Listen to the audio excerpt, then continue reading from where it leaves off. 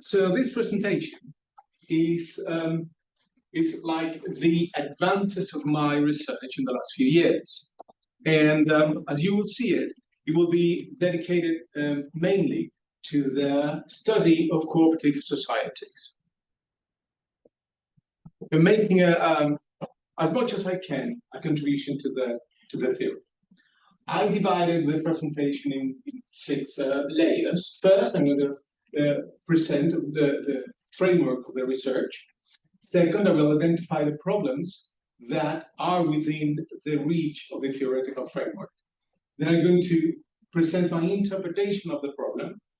And then I will address or talk about the gaps and contradictions or incongruences in the theory that prevents us to satisfactorily answer the questions without any research. Obviously, there are some. So there is, in the third layer, I'm going to present you how my research has advanced. And finally, I will introduce the road ahead, so how it is going to continue in the near future. So first, the notions, the most relevant notions that frame the research. Cooperative associations are very important, especially in the world of in way of development, because they have shown to a way to alleviate hunger and produce the autonomous work needed for societies that lack of an industry that supports work for everybody. We define cooperative association as an autonomous association of people united voluntarily, which is particularly important in the context, to meet the common economic, social, cultural, and needs and aspirations.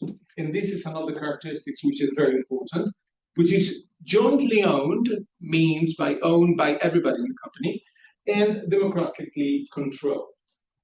In Colombia, which is a place where the research took place, the solidarity economy accounts about for the 42% of the economy in different forms of cooperativism.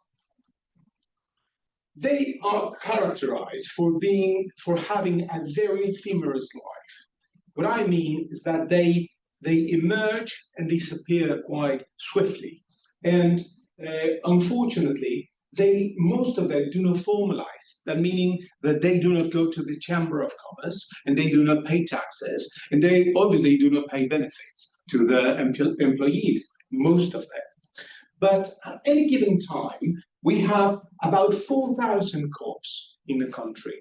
Unlike, this is a very good thing, unlike, let's say, countries like Chile, where the cooperative movement have been suppressed by the local law in the country. Cooperatives are also an extension of the popular economy in Colombia, and we have named popular economy in Latin America to it's a broad term that describes the economic practices and forms of, forms of organization that emerge from the grassroots, the basis, outside the margins of the habitual form of capitalized markets, emphasizing solidarity, community self-management, and collective well-being. That's the reason why it is important for my research. The forms that the popular economy assume are the solidarity economy, like the cooperatives, mutual aid networks, credit unions, and also the informal and subsistence economy, like street vendors, domestic care, and the communal and indigenous economic forms. Please remember these forms, because I will talk about them in the next slides. Like territorial enterprises, the indigenous reserves and councils, another hybrid and transitional forms such as social enterprises, like for charity hospitals or chambers of commerce, and also urban youth-led population economies in like, for example, recycling waste cooperatives. Those seen in yellow here are those of some of the examples that I took for my research empirically. What I noticed, this is the abductive logic in my research, is that many of the longest lasting cooperatives I managed to study were run by political activists in the 1970s, 60s, 70s, and 80s. So that was a shock for me, and that led me to try to delve deeply on the political underpinnings of the cooperative movement. Basically, although the cooperatives derive from the masters, from the guilds and the masters of the trade cooperatives, not called cooperatives, but guilds, in the 1700s, they started having a political influence in their time. Like, for example, setting prices or caring for the wives of the deceased members. What we call nowadays a cooperative is directly derived from the effort of the worker cooperative in Rochdale here in England. And here's a picture of the original cooperative pioneers, they're called. And cooperatives are the most relevant form, or the ideal social movement for political theorists like Kropotkin, Bakunin, Proudhon, and again, as Ivo mentioned. Another thing that I noticed, and we all did, is that cooperatives in the collaborative economy have had an increasing transformation due to technology. You can imagine for example, the cooperatives of the minicab drivers in Europe nowadays have been transformed into Uber drivers, or I don't know what all applications you have. But most importantly, the technology has also shaped the way we conceive collaborative economies, or in cooperativism. As a matter of fact, Joachim Winkler suggested an extreme form of cooperativism or collaborative industries in what he called the working anarchies, like the self-managed production and self-organized efforts, like in Linux or Wikipedia.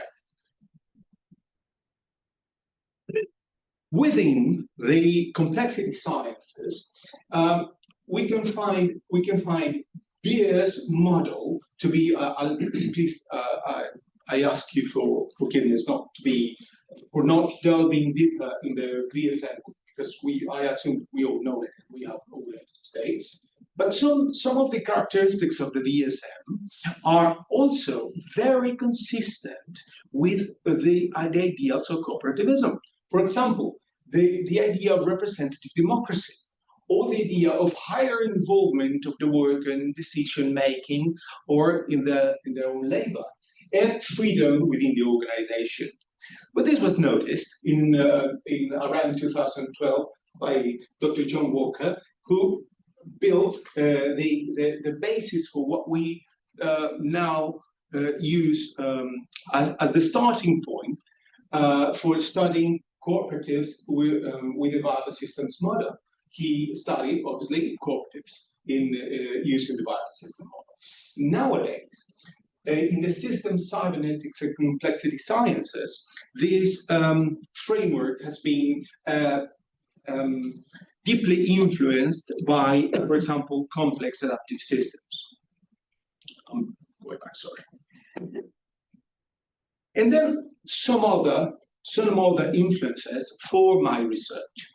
I went back to Norbert Wiener. I will cite him later in my presentation. Basically, and most importantly, in his understanding of time, you will find it you will remember when I mentioned it. And the idea of that technology is an extension of human purpose, and that our automation carries ethical risks. I'm not going to go further on that here in the frameworks. I don't want to say discovered, but I landed on a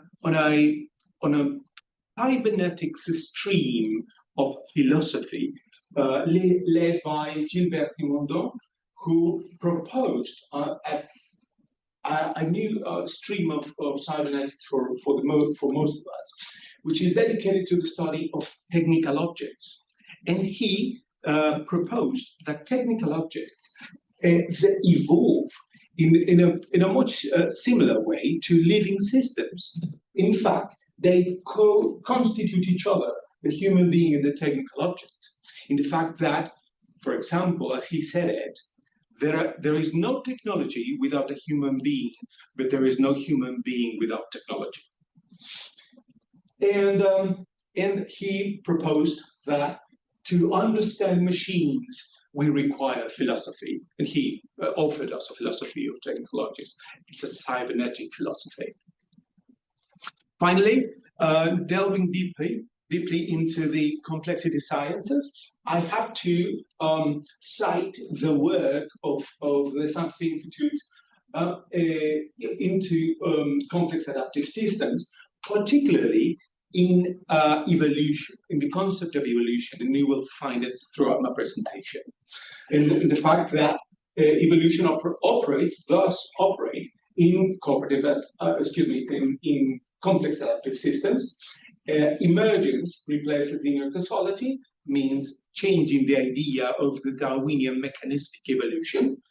That selection shapes systems viability in maintaining successful configuration, and that coevolution drives systemic change.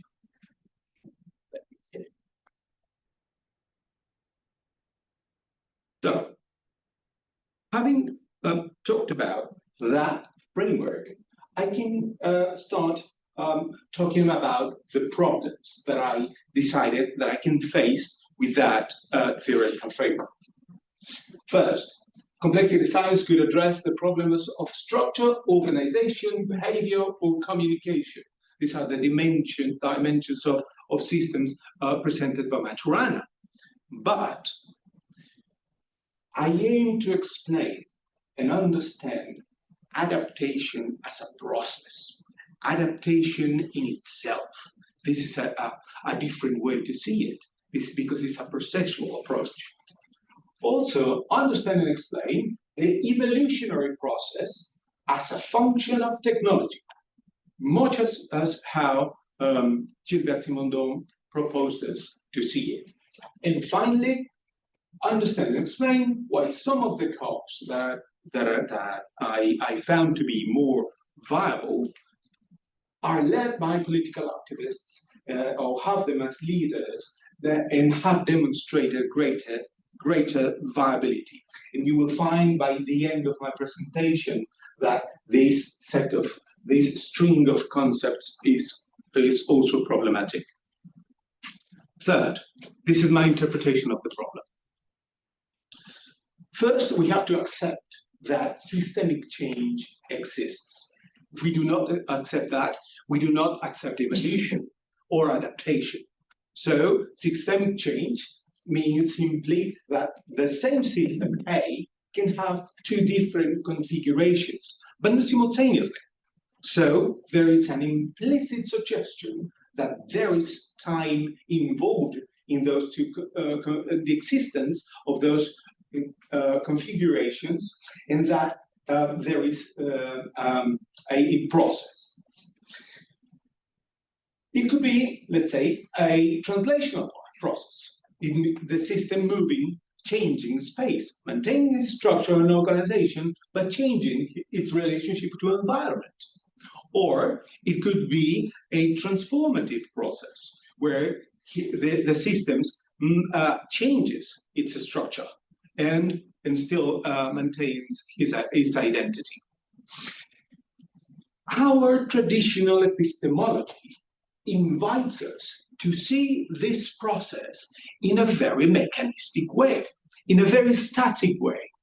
Henri Bergson proposed to think he said, what they are doing is they are spatializing time. They are turning time into space, making it mechanistic. Or Alfred North Whitehead also noticed that that things are not substantial, or proposed things are not substantial, but always in a continuous change. Our traditional view of processes is to start with a static input, and then identify a static output and decide that something happened in the middle. That means a black box, right? And we are satisfied in our, imagine that our language is deeply biased by our Thomistic Aristotelian view. And we are very satisfied in most of our endeavors by thinking that there's a process here and we don't need to know what happens. But the truth is that this view is particularly insufficient to describe a process. A process, in reality, is a more nuanced event. It's a more qualitative and a more transitional and fluid, right? So my idea was to approach that and try to differentiate those processes, where in the process of adaptation and evolution. So here is the adaptive and evolution change. Fourth, what are the things that prevent us with the current state of the literature to understand the processes as we want to? Well, the first thing is that, for example, in Beer's theory, coexist two understandings of evolution and adaptation. In some parts of the literature, he says, much like in the biological sciences, that adaptation is the process through which evolution happens, and that viable systems do evolve through adaptation. So that is a very naturalistic way to see it. Nevertheless, in Decision and Control, page 383, he started argumenting why evolution does not affect viable systems. Sadly, he only thought about evolution in Darwinian terms. So he understood perfectly evolution, but he only understood that in Darwinian terms. And he said, Darwinian evolution only happens in viable systems in learning, but not changing. But he also said viable systems are autopoietic systems. And after he stopped writing, unfortunately, Maturana and Podozis published their theory of evolution. It's called the evolutionary evolution, that I will eventually in this presentation will explain it. Well, natural selection or Darwinian selection is also consistent with the evolutionary drift. And for our reference, also the evolution of technology of Simon Dodd, just by mere luck.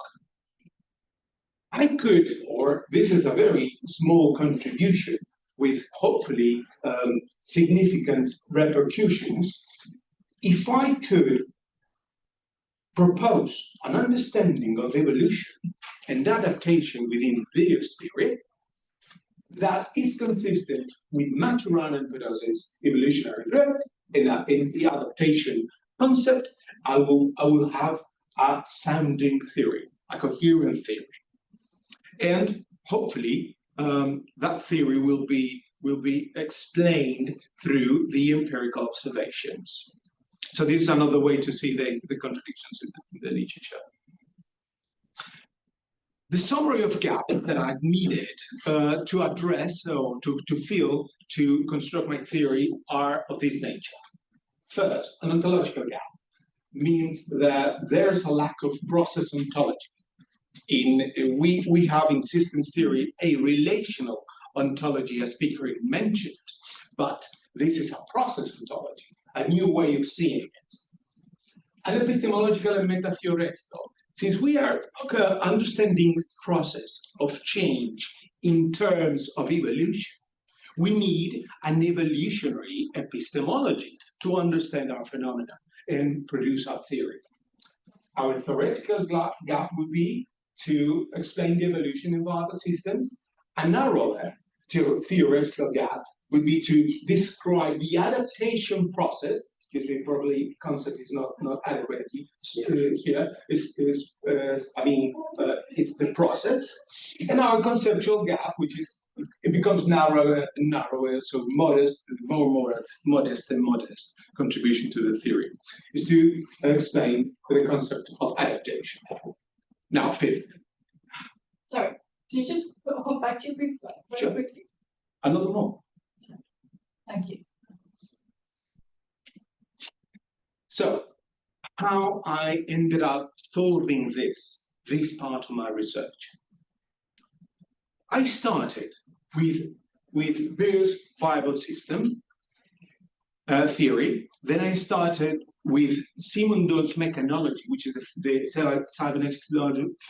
cybernetic philosophy of the evolution of technical objects. And then I started with complex adaptive systems, because that is the accepted epistemological framework in our fields. I located Darwinian evolution in Simondon's mechanology and in complex adaptive systems. I could not do it in viable systems for the reasons I just showed you. And with that, I produced a process on this basis. No, I mean, to produce a process until you have to write a very rich book like those produced by Whitehead, which are far away from my capacities. But the proposal of a set of concepts of the process ontology in cybernetics. This was published in an article called Towards a Unified Ontology of Cybernetics, in Kubernetes. And I produced 6 concepts based on Simondon's philosophy and on complex adaptive systems. First, the process of individuation, which is the one that materializes through transduction. The process of technical evolution, that means that acting on natural and technological worlds. Circular causality, in the same way that we understand it, plus, Simondon said, is a process that self-regulation and stability through the recirculation of matter, energy, and information. So it's a wider concept, because when we are thinking about matter transforming, we are thinking about a way to explain the evolution or systemic change. The concept of the milieu, which is a way to understand the closer environment, and the way the environment serves as a mediator in technical objects, facilitating adaptation and the process of individualization. The concept of metastability, which is described by Simondon as the state that transcends the dichotomous notions of instability and stability, organization and disorder, basically motivating change. And the concept of transductivity. Notice that I'm not using transduction.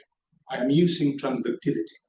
So transductivity is a process that occurs in physical, it goes again, physical, biological, and mental systems involving individual matter and information. It's also the concept of adaptation and propagation. Sorry, what's the distinction between making transduction and... Transductivity will sound like the principle, and transductivity will sound in the future as the process of change, the minimum equivalent to adaptation. Plus, with a contribution that if that acts in technical systems, it would involve the transformation of matter. So later, I had to produce an epistemology of an evolutionary epistemology that allows us to describe change. For that, I took Darwinian evolution. I also took other evolutionary theories in autopoiesis, like the one I just described, I will explain now, and other evolutionary theories that are presented in systemic terms. For my surprise, when I looked for alternative theories of evolution, I discovered that all of them were formulated in a systemic epistemology, for my surprise. So joining them together wasn't very difficult. So how I selected the theories? Well, Beer gave us some pointers, and out of those theories mentioned by Beer, some other theories were developed later and located by me in the research through a snowball technique. It's very simple.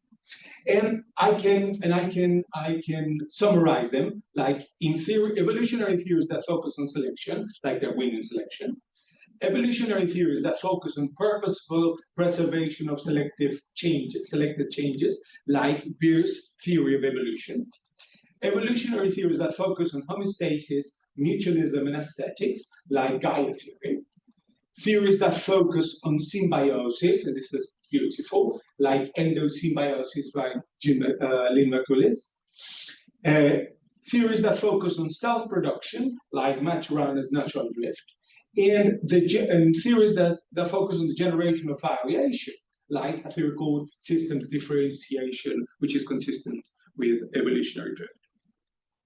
With that, I used a language model, a language representation in a graphical language that Beer used in design freedom.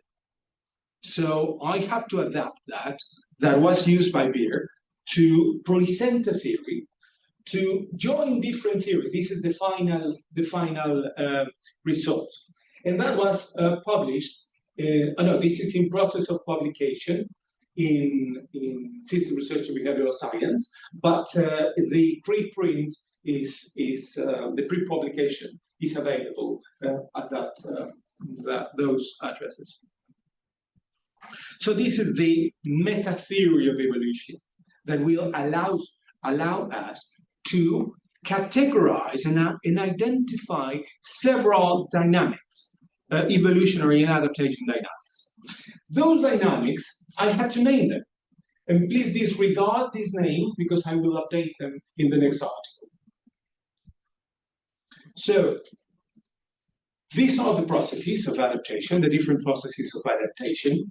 These are the description, the implications for the philosophy of organizational cybernetics, the implications for research, the potential subjects of study, the approaches, research design, analytical methods, and empirical methods, in case we are going to eventually use them in our future research to describe adaptation. So having done that, my reviewers, and probably some of them are here, objected the idea of using evolutionary theories to describe change in viable systems because they said that may go against systems 5, how can I call it, voluntary purposeful decision making. So I had to produce another article that explained, I could have used, to be honest, I could have cited the 5 pages where Beer wrote his evolutionary approach, teleological approach in decision and control, but I had to being an academic, I had to produce an article. So what I did is I published an article called Purposeful Evolution in Organizational Cybernetics, using the same sources,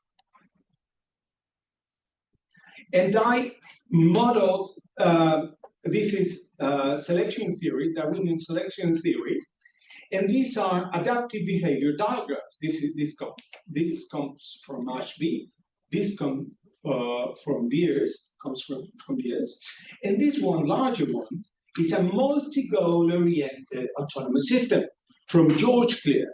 suggested by Vienne. And I use the same language as before and produce, again, an argument, a graphical argument that how can a teleological evolutionary theory be conceived in viable systems? Basically, how organizations can evolve purposefully. So with that in mind, I could go again now, using my evolutionary method theory, using my process ontology, the discoveries on technology, and the discoveries on cooperativism, and go on an empirical study. So, my empirical study, published in Evolutionary and Revolutionary Adaptation Processes, are driven by identity in cooperative systems, very descriptive title, published in System Research and Behavioral Science. There I study six long-lasting cooperatives that I could consider to be viable. I removed 2 cases.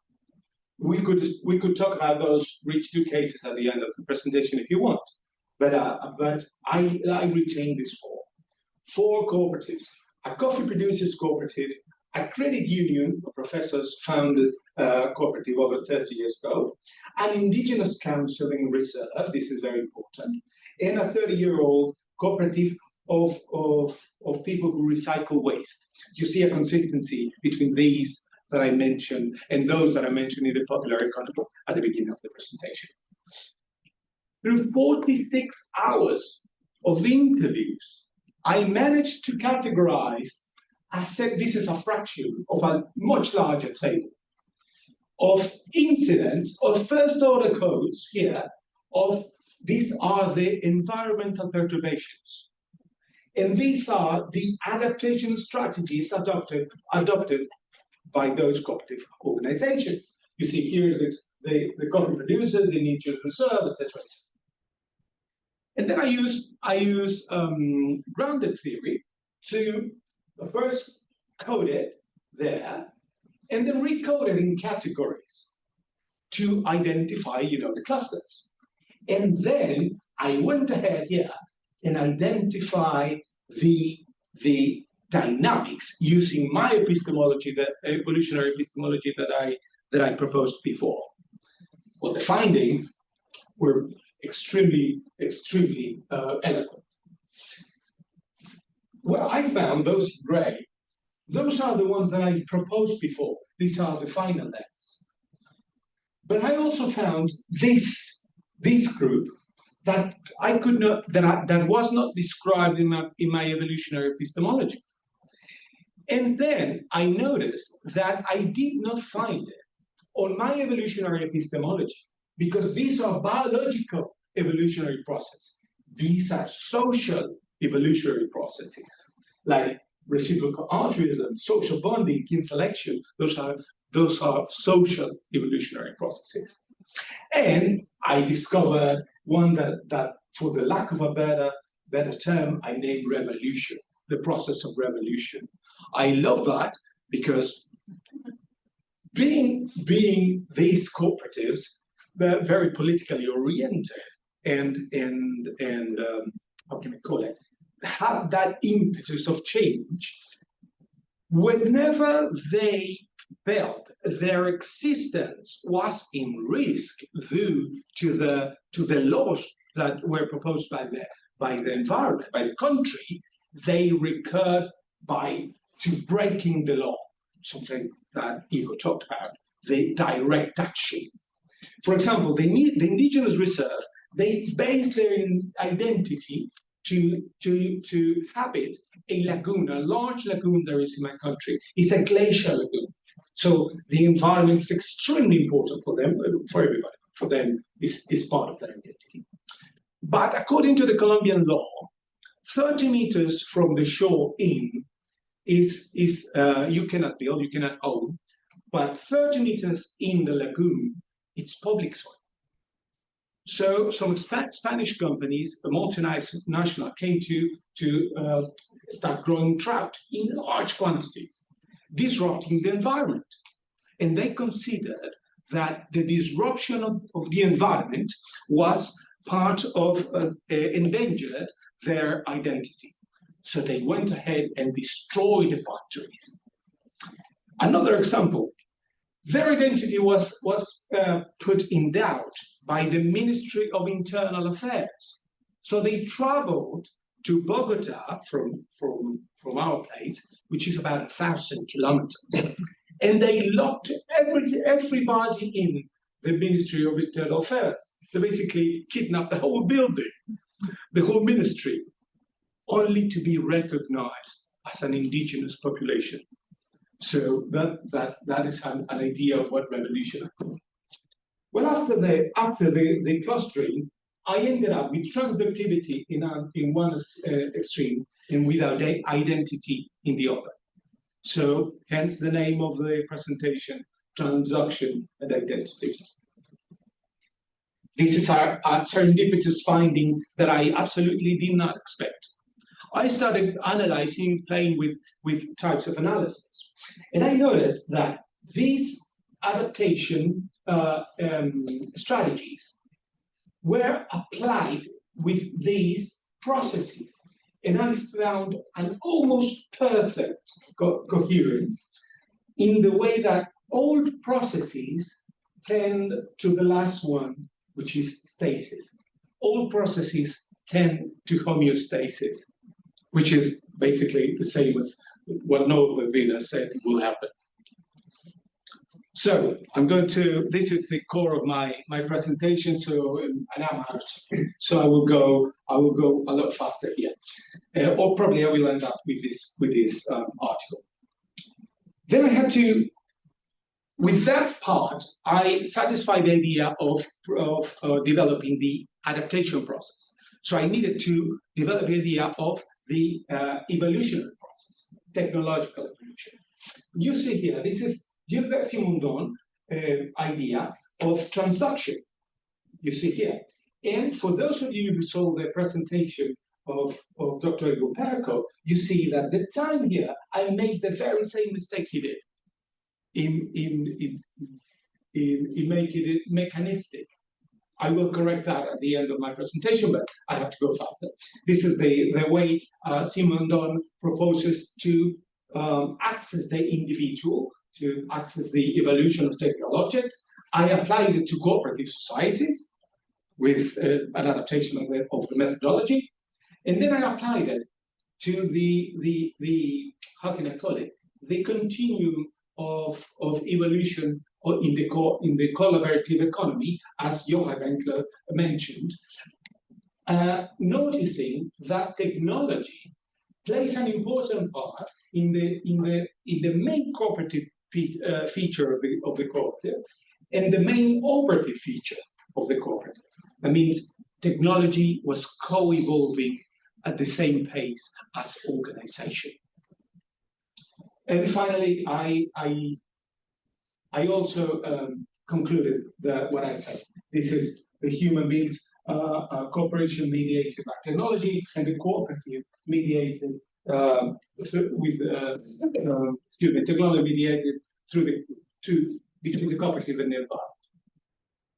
And this is something that this is a kind of diagram derived from Simondon's suggestion. These are forms of organization, these are the continuum of organizations, and these are the convergences and divergences, technological convergences and divergences. Finally, I will end up with this one. I formulated an identity and adaptation theory just to close up the loop. And this was published in an article called, excuse me, I have to go quick because I don't remember the name. It's Adaptation in Viable Systems. It's an evolutionary process driven by the system's political limits. This is an abductive logic, and I took some of the articles written in the 50s by Greywater in an article. This is an issue of anarchy. It's an issue the premium journal for anarchism. He talked about technology, and he noticed that these forms of organization were coincided between cybernetics and anarchism. The same was done by John B. McEwen, And to surprise of anyone, Stafford Beer wrote an essay called The Laws of Anarchy. And this is an image of an original copy owned by Dr. John Walker. And these are the ideas that he proposed in the article. The argument in my article was that environment, evolution are what drives adaptation, which is guided by genetics. In organization, it's not genetics, it's memetics. And the means that drive adaptation are political means. So that's the way it ends up. It ends up citing the authors I just mentioned. So I don't think I have time, do I? No, only a few minutes for questions. So Okay. you can take a few minutes and then go for lunch. Okay, thank you.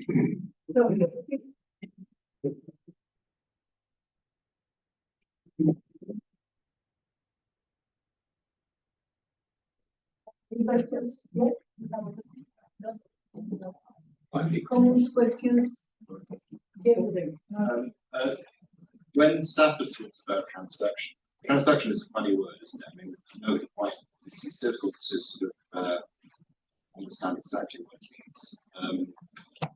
Stafford's description of it is quite different from some of these. And I wonder how you sort of pick between these. I mean, it's similar stuff, very deep. And he's thinking about energy, he's thinking about physics, he's whereas Stafford, when he introduces it in diagnosing systems, it's very nice diagrams, and it's really about that sort of basic loop between lots of variety, small variety, and application. Where do we draw the line. Where do we draw the line between these?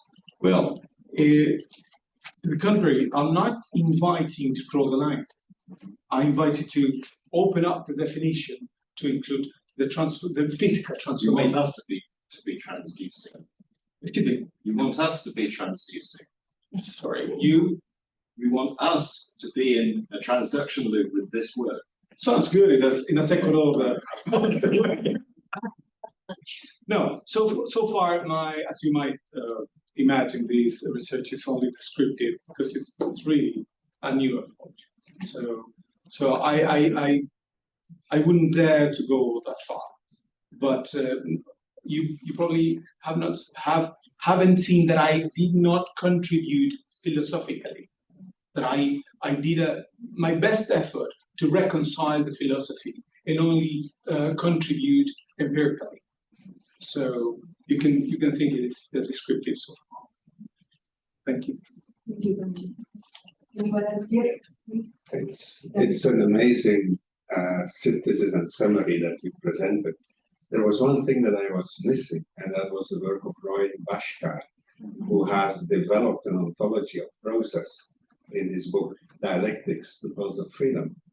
Okay. And basically what he did from a philosophical standpoint is extremely close to what you are presenting. But what he did was he kind of looked from a meta perspective to different scientists who looked at process going very, very far back in history, while you stick to cybernetics and viable systems. Yeah, very conveniently, I know. Sorry.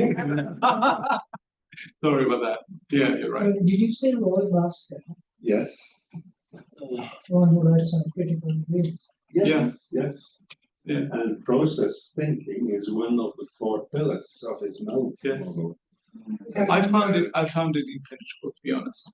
So since I wanted to commit to a process ontology, and I produced 2 articles on Beer and Whitehead, published in Philosophy of Management, but I ended up abandoning that approach because I couldn't reconcile it, and I stuck to Simondon. Simondon was more consistent with the idea. Yes, I fully agree. Two short. One is you researched the work of the Scientific Institute. I saw. Have you found anything in their evolutionary work that is close to the theory of natural drift. I know about path dependency, but it only covers part of it. Do you found anything more that they have? That's my first question. And second is, you mentioned several times Whitehead, and the process, but his process philosophy was somehow not used in your framework. Maybe you can elaborate on that. Okay, cool. I'm going to go quickly. Yes, the approach in by complex adaptive systems to evolution is Darwinian and neo-Darwinian, producing several concepts that you can find them in this article that make reconciling them with Simoton. But Krakauer has the niche development theory, which David Krakauer has this niche development theory, which is a bit closer to natural. Well, I went to Holland and Gotham, mainly. Apologies for that. Okay. And in the second question About Whitehead and Whitehead, yeah. philosophy. Yeah, as I said, I started with Whitehead. To be honest, the last part, as you see it here, I started with Whitehead and then worked with Malatesta. And then I adjusted my path, the control system in the research. This would have been perfect if I would have known Bergson from the beginning, Simondon and Kropotkin. But I have to abandon it. You have your own natural drift. No,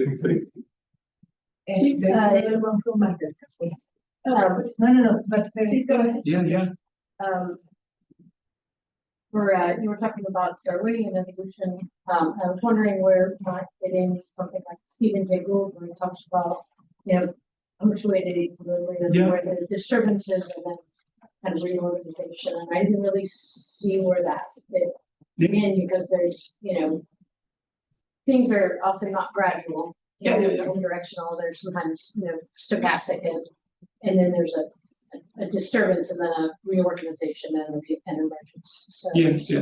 I take, let's say, Gould, Dawkins, and Eldridge as neo-Darwinians because they base their theories it's the from base Darwin. pattern. Yeah. So basically, Get the next. yeah. So basically, I mean, I went to really radically different. They were redefining in the finer grain Darwinian selection. So for me, they are and they are cited in papers. Thank you. Just a couple